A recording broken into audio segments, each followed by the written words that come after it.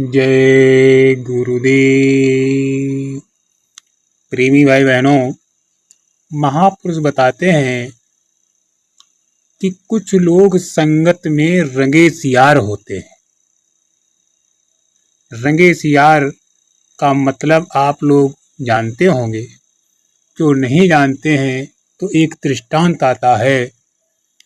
एक बार की बात है कि एक सियार जंगल में एक पुराने पेड़ के नीचे खड़ा था। पुराना पेड़ हवा के तेज झोंकों से गिर पड़ा। सियार उसकी चपेट में आ गया और बुरी तरह घायल हो गया।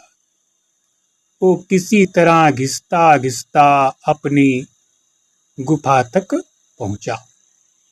कई दिन बाद वो गुफा से बाहर आया। उसे भूख लग रही थी, शरीर कमजोर हो गया था। तभी उसे एक खरगोश नजर आया। उसे दबोचने के लिए वो झपटा। सियार कुछ दूर भागकर हांफने लगा। उसके शरीर में जान ही कहाँ रह गई थी। फिर उसने एक बटेर का पीछा किया। वो भी नहीं कर पाया, यहाँ तक कि वो बहुत थक गया और असफल रहा। फिर कुछ देर बाद सहताया जुड़ाया और उसके बाद हिरण का पीछा करने लगा। हिरण का पीछा किया, फिर भी उसके हाथ शिकार नहीं आया। अब उसकी हिम्मत टूट चुकी थी। वो खड़ा सोचने लगा। शिकार वो कर नहीं पा रहा था और भूखों मरने की नौबत आ गई थी। अब क्या किया जाए? वो इधर उधर घूमने लगा, पर कहीं कोई मरा भी जानवर नजर नहीं आया। लेकिन भूख ऐसी होती है कि आदमी को कुछ भी करने पर मजबूर कर देती है। घूमता घूमता घूमता घूमता एक गांव के किनारे बस्ती में आ गया। उसने सोचा शायद कोई मुर्गा या मुर्गी का बच्चा हाथ लग जाए, सो इधर उधर गलियों में घूमने लगा। जब सियार गलियों में घूमने लगा, तभी कुत्ते भौं भौं भौं भौं करते करते उसके पीछे पड़ गए। सियार को जान बचाने के लिए भागना पड़ा। गलियों में घुसकर उसको घुसकर और इधर उधर भटकने लगा। लेकिन उसको बस्ती का तो पता था ही नहीं, कहाँ पर क्या है। वो भागता रहा, इधर घुसता उधर घुसता, और कुत्ते उसके पीछे भौं भौं भौं भौं करते रहे। गली अपरिचित थी, लेकिन वो करता तो क्या करता। सियार के पीछे पड़े कुत्तों की टोली बढ़ती जा रही थी और सियार के कमजोर शारीरिक बल समाप्त होता जा रहा था। सियार भागता हुआ एक धोबी के, जो धोबी होते हैं, वो रंगाई का काम करता था और उसने अपने दरवाजे पर एक नांद गड़ी थी। उसमें रंग घोरा हुआ था, उसमें कुछ कपड़े डूबे थे। वहां उसे जाकर के उसी नांद में गिर गया। जब गिर गया और इधर जब सियार दिखाई नहीं पड़ा, तो कुत्ते भी भौंकना बंद कर दिया। कुत्तों का टोला भौंकता हुआ चला गया। सियार सांस रोक कर उसी नांद में पड़ा। वो केवल सांस लेने के लिए अपनी थूथनी बाहर निकालता। जब उसे पूरा यकीन हो गया कि अब कोई खतरा नहीं है, वो बाहर निकला। वो रंग में भीग चुका था। जंगल में पहुंचकर उसने देखा कि उसके शरीर का सारा रंग हरा हो गया है। उस नांद में धोबी ने हरा रंग घोल रखा था। उसके हरे रंग को जो भी जंगली जानवर देखता वो भयभीत हो जाता। उनको खौफ से कांपते देखकर सियार के दुष्ट दिमाग में एक योजना आई। रंगे सियार ने डर कर भागते जीवों को आवाज दी, भाइयों भागो मत मेरी सुनो,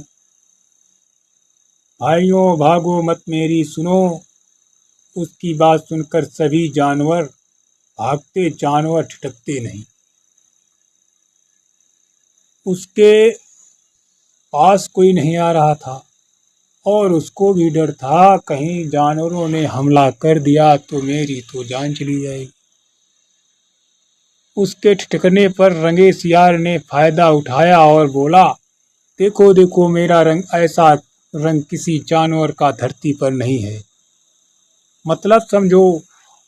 अरे भाइयों मतलब समझो, भगवान ने मुझे ये खास रंग देकर मुझे पास भेजा है।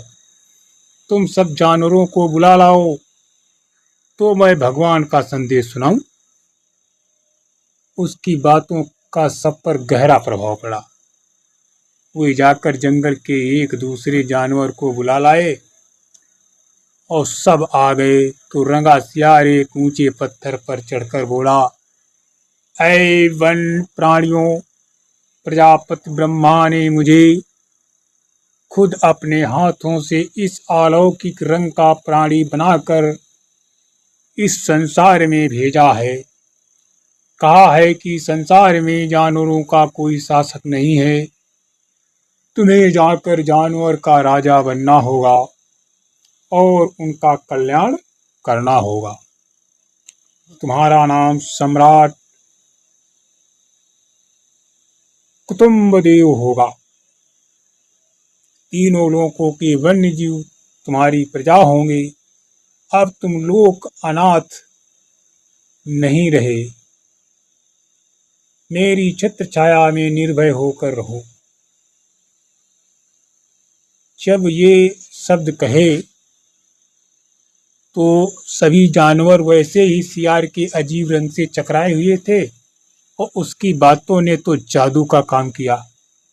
शेर बाघ चीते भी उसी समय वहां पर आ गए और उसकी ओर दृष्टि देखने लगे। जब एक शेर ने देखा ऊपर की सांस ऊपर और नीचे की सांस नीचे रह गई, उसकी बात काटने की किसी में हिम्मत नहीं हुई। देखते ही देखते सारे जानवर उसके चरणों में लौटने लगे और एक स्वर में बोले, हे ब्रह्म के देवता, हे ब्रह्म के प्राणी, हे ब्रह्म के तमाम प्रकार से उपाधियां देने लगी। कहा, हे सम्राट, मैं आपको प्रणाम करता हूँ और इस जंगल का सम्राट भी स्वीकार करता हूँ। भगवान की इच्छा का पालन करके हमें बड़ी प्रसन्नता होगी। एक बूढ़े हाथी ने कहा, हे सम्राट, अब हमें बताइए कि हमारा क्या कर्तव्य है। रंगा सियार सम्राट की तरह पंजा उठाकर बोला, तुम्हें अपने सम्राट की खूब सेवा और आदर करना चाहिए, उसे कोई तकलीफ नहीं होनी चाहिए, हमारे खाने पीने का शाही प्रबंध होना चाहिए। शेर ने सिर झुकाकर कहा, महाराज ऐसा ही होगा, आपकी सेवा करके हमारा जीवन धन्य हो जाएगा। बस सम्राट बने रंगे सियार के शाही ठाठ हो गए। वो राजसी शान से रहने लगा। कई लोमड़ियां उसकी सेवा में लगी रहती, भालू पंखा डुलाते, हाथी उसका आदर सत्कार करते, बाघ शेर शेरनी सभी उसकी सेवा में तत्पर रहते। सियार जिस जीव का मांस खाने की इच्छा जाहिर करता, शेर बाघ उसकी बलि दे देते और उसके सामने ला देते। जब सियार घूमने निकलता तो हाथी आगे सूंड उठाकर बिगुल की तरह चिंगारता, तो शेर उसके पीछे कमांडो की तरह, बॉडीगार्ड की तरह होते रोज सम्राट का दरबार भी लगता। रंगे सियार ने एक चालाकी ये कर दी थी कि सम्राट बनते ही सियारों को शाही आदेश जारी कर उस जंगल से भगा दिया था। सम्राट ने कहा, भाई ये जितने सियार हैं इनको सबको जंगल से निकाल दिया जाए, यही ब्रह्मदेव का आदेश है। उसने ऐसा क्यों किया कि उसको खतरा था कि कहीं ये अगर हमको पहचान लेंगे तो ये जो शेर बाघ है हमको नोच खाएंगे। एक दिन का जिक्र है, सम्राट खूब खूब खा पी कर अपने शाही अंदाज में अपनी गुफा में आराम कर रहा था कि बाहर उजाला देखकर बाहर आया तो चांदनी रात खिली थी। पास के जंगल में सियारों की टोलियां हुक्की हुए हुए की आवाज बोल रही थी। उस आवाज को सुनते ही जो सम्राट रंगा सियार बना बैठा था उसने ये समझ नहीं पाया कि हम राजा हैं। था तो सियार ही, वो भी उसके अंदर से जन्मजात स्वभाव से जोर मारा और वो भी अपनी मुंह चांद की ओर उठाकर और सियारों के स्वर में हूँ हाँ हुक्की हुए करने लगा। शेर और बाघ ने उसे हू हू करते देखा तो चौंके। बाघ बोला, अरे ये तो सियार है, हमें धोखा देकर सम्राट बना रहा, मारो नीच को। शेर और बाघ उसकी ओर लपके और देखते ही देखते उसका क्रियाकलाप करके मार डाला।